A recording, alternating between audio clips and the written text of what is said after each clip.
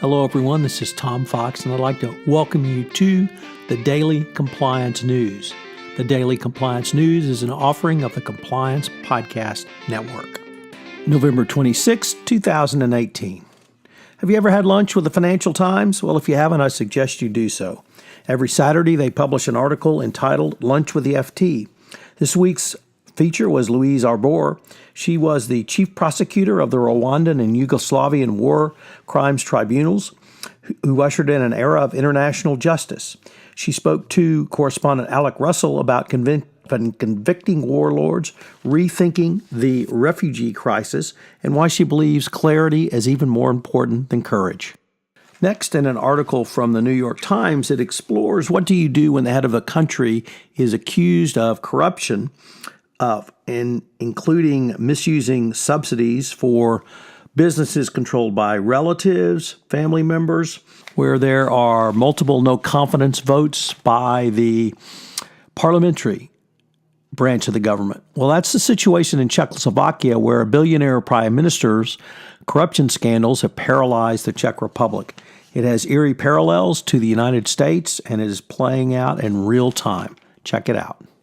Next, in a very interesting article in the Washington Post, explored the intersection of background employment checks and artificial intelligence, where a new company is using online advanced artificial intelligence to assess babysitters' personality based on their social media postings. This is very interesting. Obviously, babysitters have additional responsibilities because of the dangers to children, but the implications for the greater workforce, I think, are going to be very important going forward.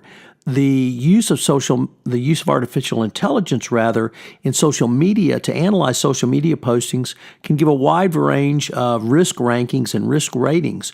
Whether those are actually relevant or whether those are going to be essentially profiling based upon someone's drunken college rantings will be very interesting going forward. It's an interesting article on a fascinating topic, but something that every compliance officer needs to be aware of going forward.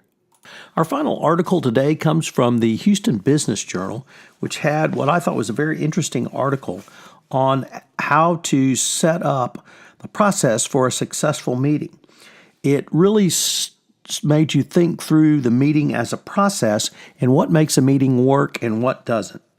It lays out the procedure for you to do so.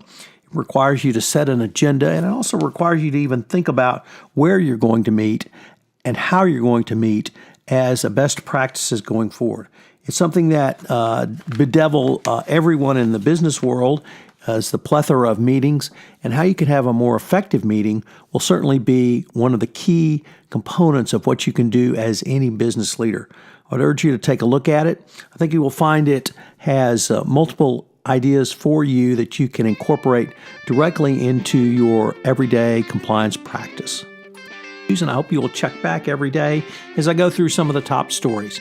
Once again, if this is a series that you enjoy or like or you find useful, I hope you will let me know as I consider whether I will move this forward into 2019. Please give me an email at tfox@tfoxlaw.com, or you can leave a comment on any of the sites where I list this podcast. Thanks again, and I hope you'll join me tomorrow for the Daily Compliance News.